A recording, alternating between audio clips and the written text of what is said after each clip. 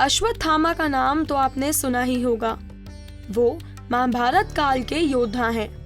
उनके बारे में कहा जाता है कि वो आज भी जीवित हैं। उनका जन्म द्वापर युग के अंतिम चरण में हुआ था। हालांकि कलयुग में भी धरती पर उनका वास बताया जाता है। महाभारत ग्रंथ में उनके बारे में पूरी कथा लिखी हुई है। कौरव पांडवों के गुरु द्रोणाचार्य और गुरु माता कृपि के अश्वत्थामा बेटे थे। वो उनके एकलौते पुत्र थे। अश्वत्थामा बड़े ही पराक्रमी ऋतु कुमार माने जाते थे। उन्हें अनेक दिव्यास्त्रों का ज्ञान था। अश्वत्थामा के मस्तक पर जन्म से ही एक मणि थी।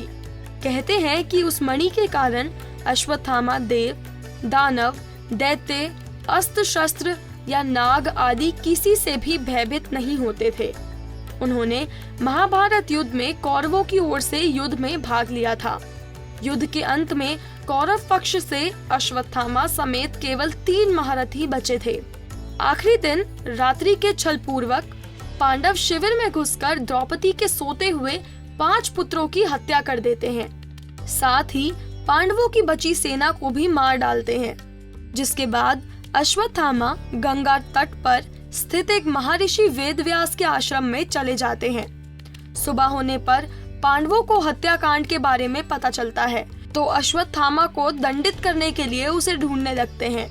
अश्वत्थामा ने भ्रास्त का प्रयोग कर पांडवों का वंश नष्ट कर दिया। इस पर पांडवों ने अश्वत्थामा को पकड़ लिया। उनके माथे पर जो मणि थी वो भी ले ली।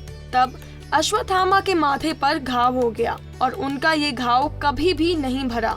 ब्रह्म हत्या करने पर अश्वत्थामा को श्री कृष्ण ने युगों युगों तक भटकने का श्राप दिया। तब से अश्वत्थामा भटकते फिर रहे हैं।